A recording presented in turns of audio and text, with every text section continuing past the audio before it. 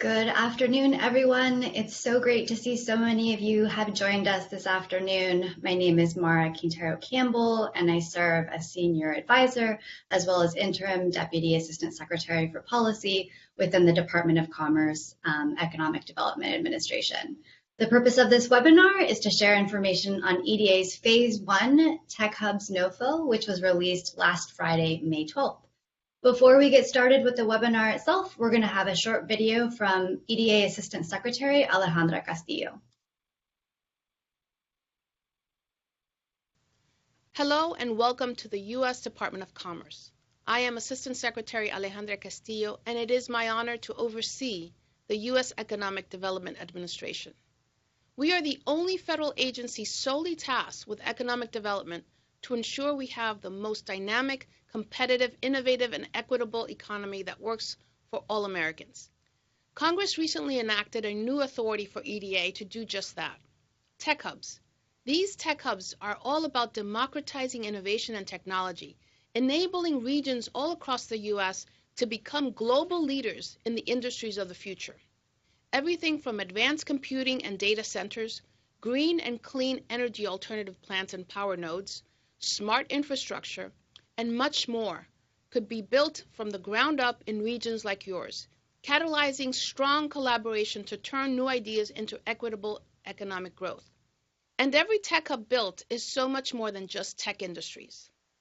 It facilitates the growth in the region that will support more small businesses, restaurants, roads, and everything needed to make economies run. Programs like Tech Hubs build off EDA's success in implementing transformative American Rescue Plan programs. During ARPA, we oversaw the investments of $3 billion across nearly 800 projects, resulting in more than 200,000 jobs secured across the nation. I cannot wait to see the kind of opportunities, innovation, and especially jobs that our Tech Hubs investments will create. At EDA, our approach is always place-based, meaning a methodical, regional-specific approach, because no one knows how to better achieve the goals of a community than the people like you who are already there doing the hard work of supporting growth. I'm excited to see applications come in from across America that reflects the unique, innovative spirit of all of our states, communities, and tribal nations. This approach also allows us to focus on our number one investment priority at EDA, equity. In the webinar ahead, you will hear from our program leaders about how best to prepare successful responses to our Notice of Funding Opportunities, or NOFO. Listen carefully to their guidance and best practices, and please reach out to our team if you have any questions. You can find contact information and the latest resources at eda.gov. I wish you the best in your work ahead responding to this and future NOFOs. It is you, working in your communities to make them stronger every day, that are helping us at EDA keep investing in America. Thank you.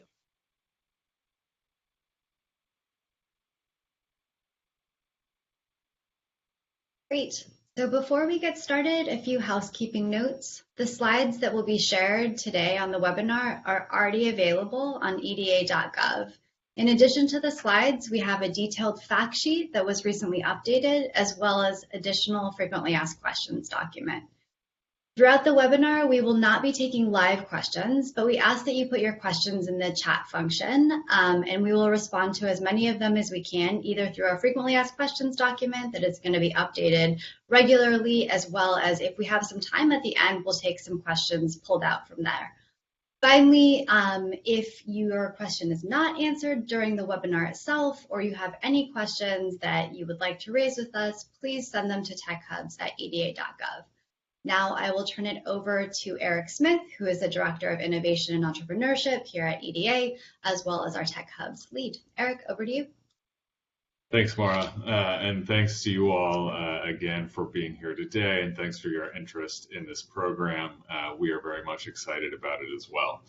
And to indicate a little bit of that excitement to start off, let's start off with our program vision: to strengthen the U.S. economic and national security, and to do that by ensuring and enabling the industries of the future to start, grow, and remain here in the U.S. and really across and throughout the entire United States. We'll dig a little bit into program structure to start. As you've likely seen, we've designed the Tech Hubs program to be a two-phase program. In this initial iteration, we have opened up phase one for application, and we've published the notice of funding opportunity this past Friday, May 12th. Most importantly here, for many of you, the deadline to apply is August 15th. In phase one, there are two things that each of the consortia can apply for. The first of those is designation as a tech hub. So we will designate at least 20 regions as tech hubs. We'll talk about regions and what geography of a region is later on in this presentation. And designation is important because designation will serve as the invitation to apply for strategy implementation grants in phase two. The other thing that you can apply for under the first phase of the NOFO, the other program element, is strategy development grants.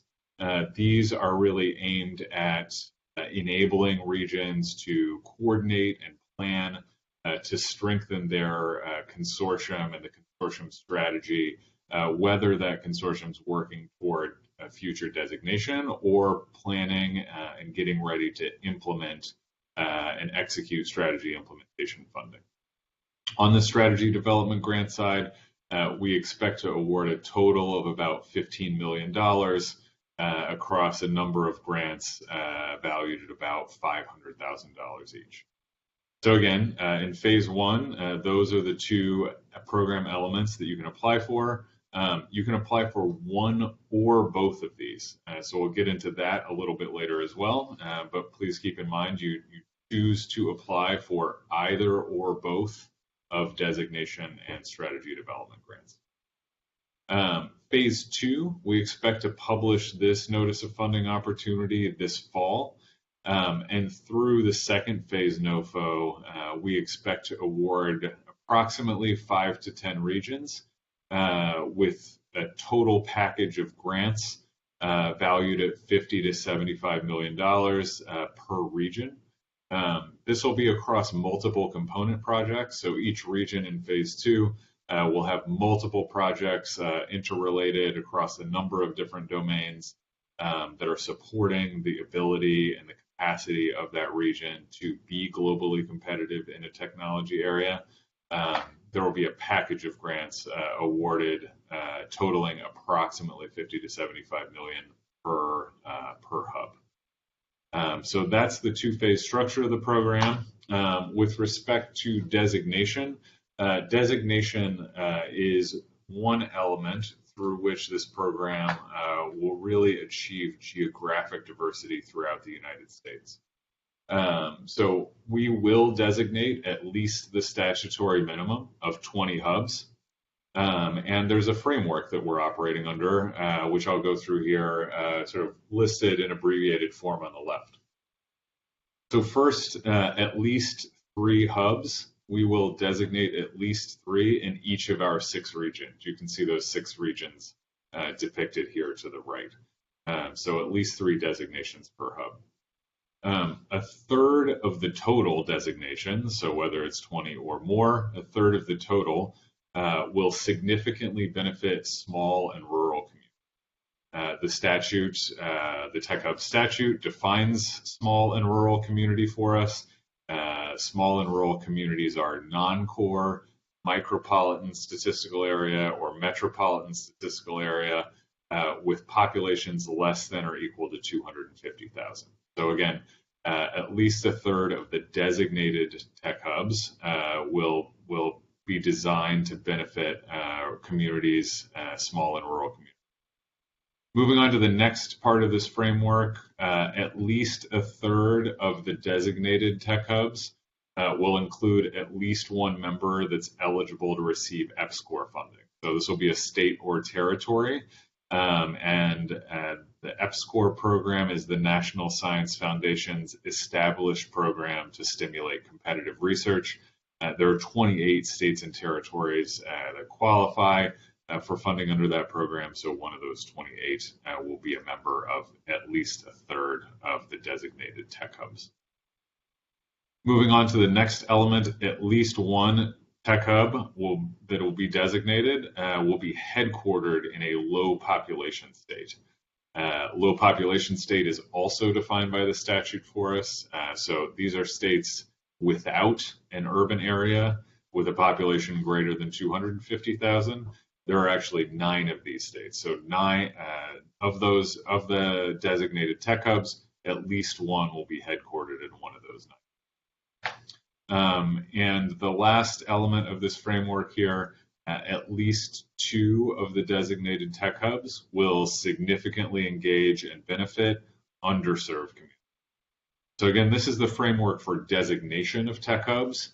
And this is sort of the first way that we're going to ensure geographic diversity throughout the designated tech hub portfolio.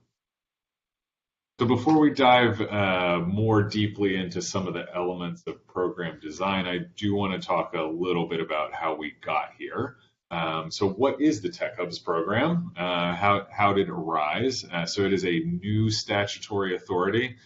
For those of you who have worked with EDA before, this is it's a brand new statutory authority. It has some different restrictions, different authorities, different goals. There are different organizations that are eligible to participate in the program.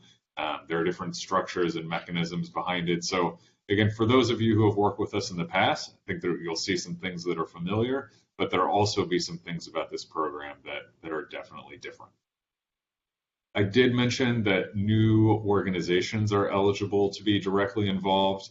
I want to highlight that in particular. We'll get into a slide on that later on in this presentation. But that means that new types of organizations will be coordinating and collaborating with traditional EDA stakeholders and with other members of the innovation ecosystem for particular regions. So as your hubs are coalescing, make sure you're taking into account these new organizations that are eligible to be parts of your consortium. A little bit on how we got here, a brief history of tech hubs. So this program was authorized by Congress as part of the CHIPS and Science Act of 2022. So EDA received the authority to run this program in August of 2022. Congress funded the program in the appropriations bill at the end of 2022. So we received $500 million as a first tranche of funding to run this program in late December. In mid-February, just under 2 months later, we published our request for information. Through that request for information, we received 300 responses, likely for many of you and folks that you work with during that 1 month submission window. We've taken those responses, we have processed and synthesized those, and we've been using what we heard from you through the RFI as we design and implement the phase 1 NOFO for this program, and we'll continue to use that throughout our implementation into phase 2 and beyond. And then most recently, again, this past Friday, we published the phase 1 notice of funding opportunity with a 3-month application period ending August 15th, 3 months away. One more point. Again, I mentioned this briefly. So $500 million has been appropriated. That's what EDA has in the bank to spend on this program right now. So $500 million is what we will deploy through these 2 phases of this program. The program has been authorized at the $10 billion level. So it's possible that EDA receives future appropriations to run future rounds of the program and to build on this first iteration of investments. Let's get back into some of the program design elements, and I'll start with eligible organizations. So simple in some sense and complex in another, only consortia are eligible. So you must have a group of organizations That's the only type of eligible entity. You must bring a group together, and I think this really strengthens the program's ability to encourage and catalyze collaboration in regions across the country. So that, in some sense, is a simple part. Only consortia are eligible. Now into the specifics of that. Every eligible consortium must include at least one of 5 different organizational categories. You see those listed here in abbreviated form on the left, and I'll say abbreviated form. I really encourage everyone to read the full notice of funding opportunity. It has a lot of details, including fully spelling out language around each of these categories.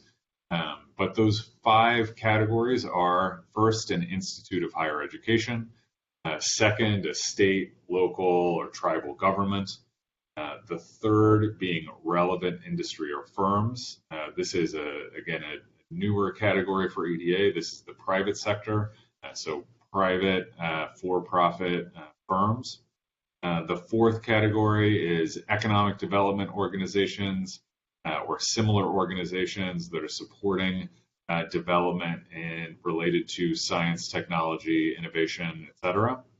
And the fifth being labor organizations or workforce training organizations. So again, in order to be eligible, your consortium must include at least one of each of these 5 organizational types.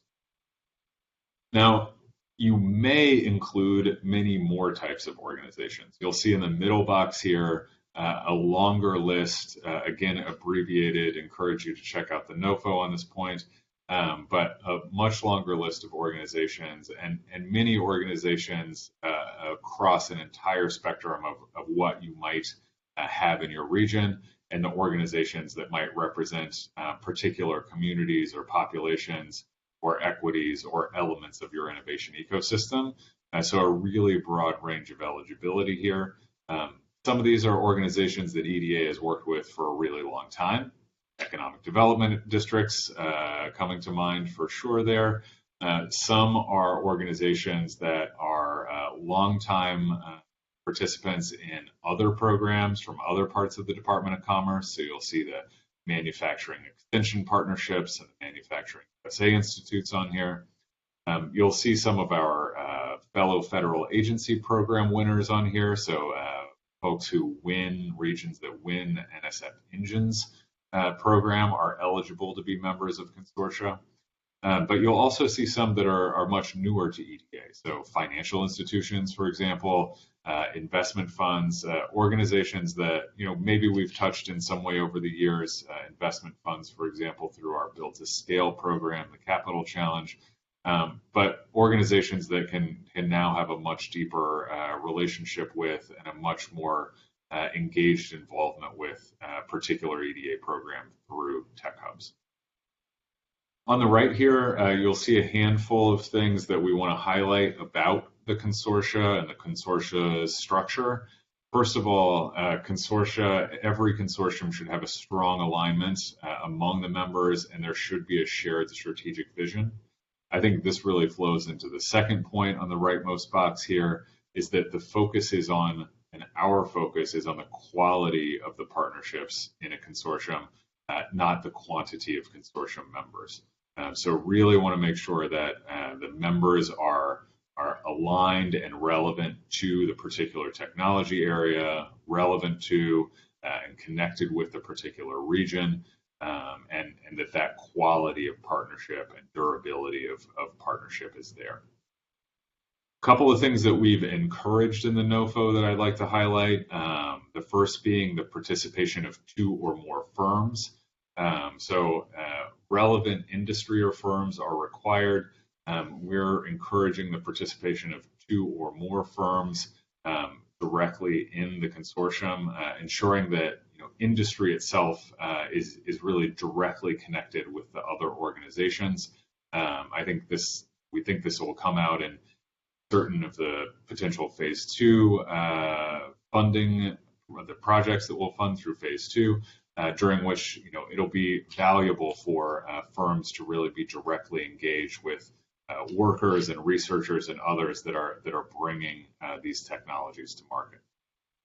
The second thing I'll highlight on the encouragement point is that we're encouraging the participation of a labor organization or other organization that represents workers. This may take the shape in phase 2 in programs where researchers and the labor organization or worker organization and the private sector are really all coming together to bring workers perhaps into the demonstration of new technologies so that the researchers can iterate on and improve their design, kind of reflecting the workers' input, and ultimately making those products and services more efficient, more effective as the private sector deploys those. A couple of specific items. Each consortium must identify a lead member. So that's just one requirement that we're putting on each consortium. And then lastly, the consortium, the applicants, need to have a clear plan to identify, or they may have already identified, a regional innovation officer. So this is a single individual really accountable for maintaining the governance of the consortium, ensuring that there is collaboration around that shared strategic vision. For those of you who are familiar with the Build Back Better Regional Challenge, this is analogous to the Regional Economic Competitiveness Officer that program required. So moving on from organizations, I want to talk about region. Let's talk about geography. And I think the most important thing to highlight here is that concentration that tech hubs are going to be built on. So it's the concentration of existing innovation assets, of those resources, ensuring that there is concentration aligned with capacity in these particular technology areas. And that concentration is really the sort of foundation on which the phase 2 investments will be made, and the foundation on which a region can argue for its future global competitiveness in this particular core technology area. I will also say, though, that concentration does not necessarily mean hyperdensity. Concentration is really geography dependent. Concentration in a rural area or in a broader, sparser area is going to look different, and what concentration means and how resources and assets are interconnected is going to be different. Much different in the West than in the Northeast, but that interconnectedness and concentration is really key. And so in light of that, applicants, consortia, can really identify and define their chosen geography as they like. So we say here, and you can see on the slide, a consortium can choose one or more, so one of these or a combination of multiple of these, metropolitan statistical areas, micropolitan statistical areas, or similar areas. And applicants should not only identify that area in the application, but should feel free to name their hub and be clear about their kind of individual hubs branding, regardless if that's a single MSA or multiple MSAs or metro and a micro combined, or however those lines are chosen to be drawn. Again, though, however you end up drawing those boundaries, the key is the relevant and tightly interconnected assets. Assets, capital, R&D capacity, your labor market, the infrastructure relevant to the particular technology there, all of those are critical. So make sure you're thinking about those elements of your tech hub, those essential critical elements to the tech hub as you're defining your geography. The last thing I'll say about geography is that even after you've drawn that boundary, even after you've defined your geography, that doesn't mean that you're kind of excluding every other place by that definition. If you've got a member organization that's geographically distant, or you have an asset that's right next door, but for whatever reason outside the boundaries of geography, you can still include those organizations, those assets in your hub as consortium members or otherwise relying on them. I think one good example of this might be in the sort of geographically distant but tightly mission-aligned space. So think about, I mentioned earlier, Manufacturing USA Institutes. These are national organizations. They're nationwide. They have members across the nation. They really focus on and have a lot of expertise in a particular technology area in the manufacturing involved in those particular technologies. Those really are nationwide organizations. Now, they are located in a place. So you might have your tech hub might be on one side of the country, and the Manufacturing USA Institute might be on the other side. But you could still include that Manufacturing USA Institute in your tech hub, in your consortium.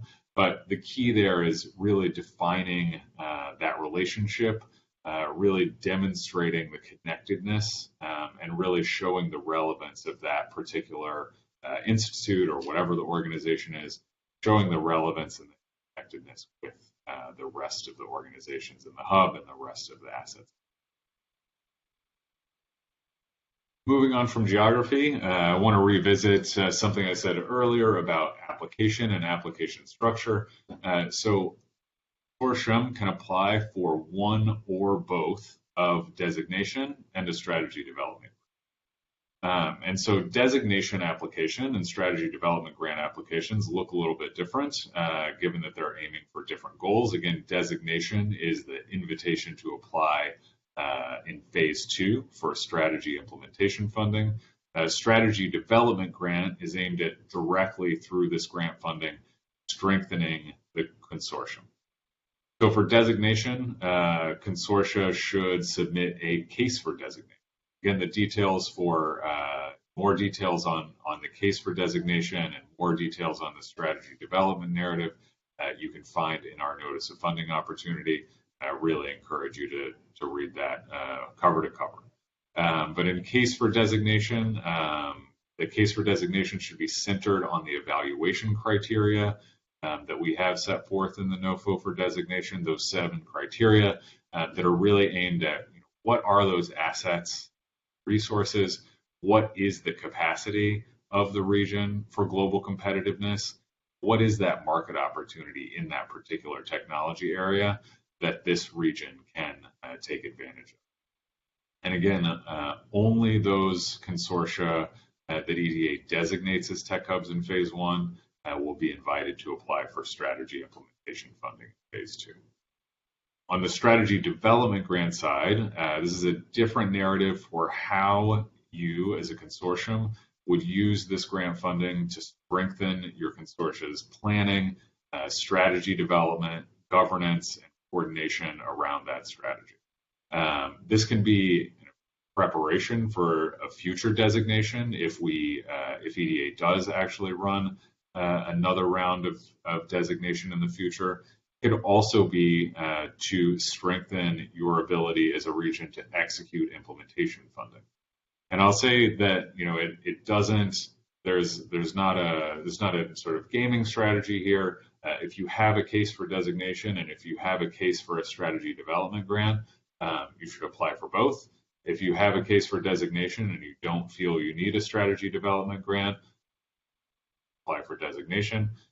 If you're not ready for designation, but you do think that you have the opportunity and the ability to be designated in the future, you could apply just for the strategy development grant. And we'll break that out a little bit here again.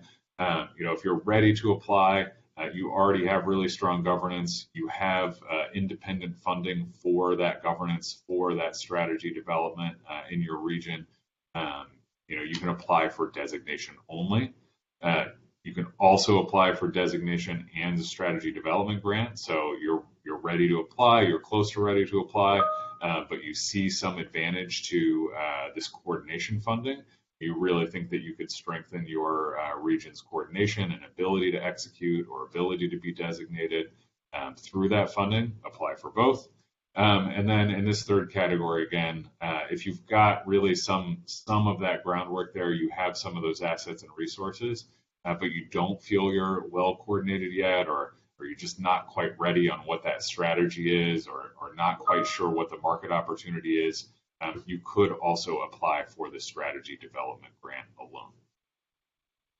When it comes to evaluating these, because the strategy development grants, because designation, again, do have different objectives, There are different evaluation criteria for each. So I'll start with strategy development grants. Three criteria here. One, the extent to which this grant is likely to actually strengthen the coordination amongst the members of the consortium and other organizations and stakeholders in the region. So how likely is the proposal that you're submitting for a strategy development grant, how likely is that going to actually strengthen the coordination and strengthen that shared strategic vision? The second criterion is just how well can the consortium execute? What's the financial capacity, the management capacity, making sure that the consortium is ready to take on this funding and to execute. And then the last criterion on the strategy development grant side links back to designation. How likely is this funding to increase the potential of your region to really succeed and achieve in the designation criteria, which we'll go through now.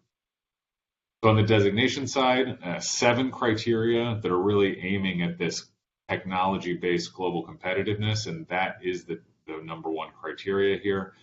What is the potential for the region as defined by the consortium to become globally competitive in the selected technology area?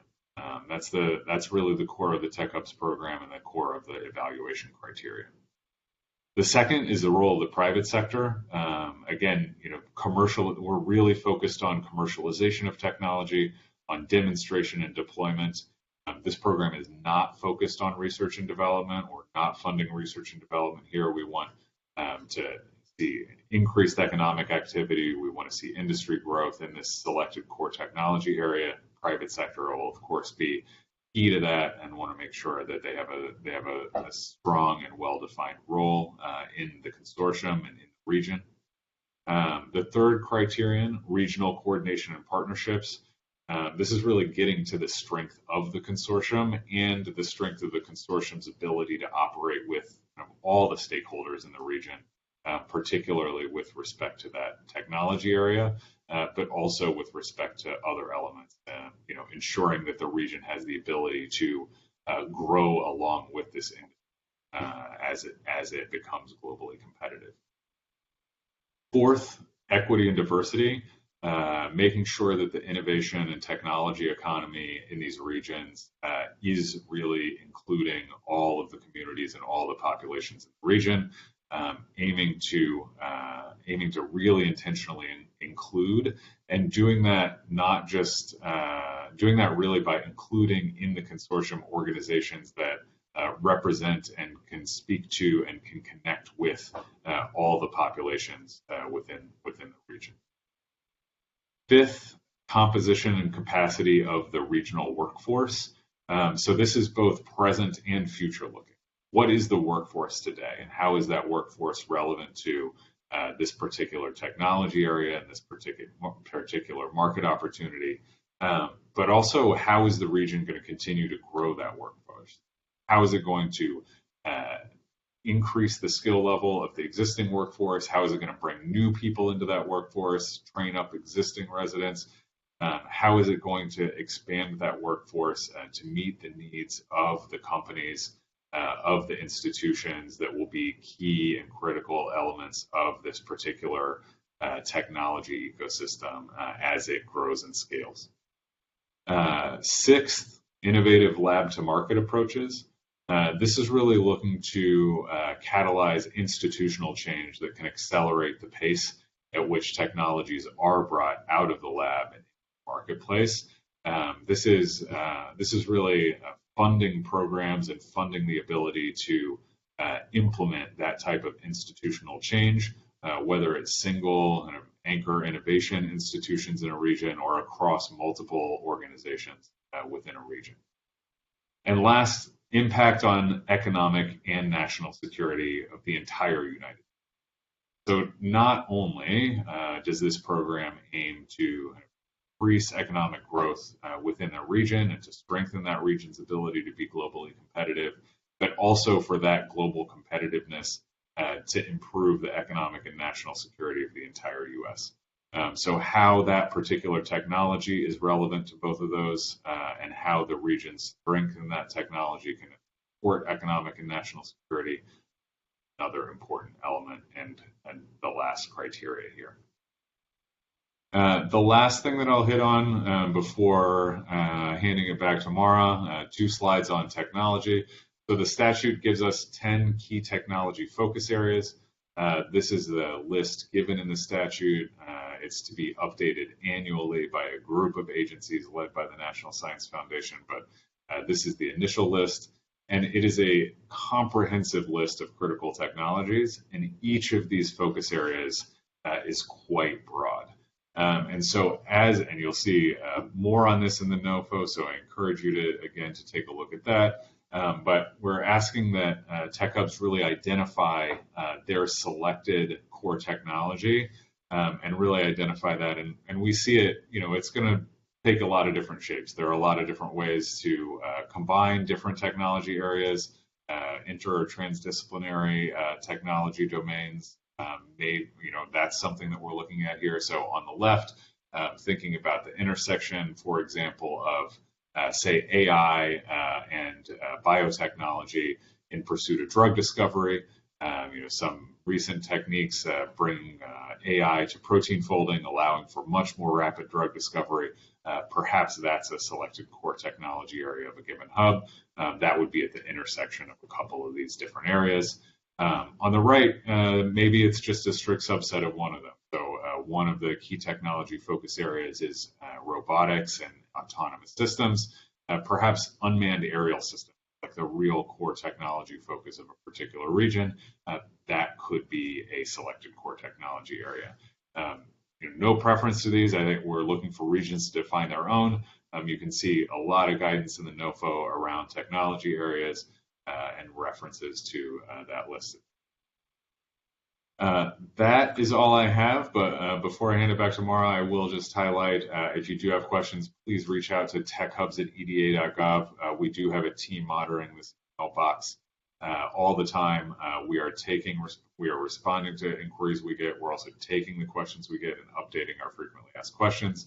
Also, please check out our presence on the internet via our website, social media, and our newsletter. Thanks, everybody. Mara?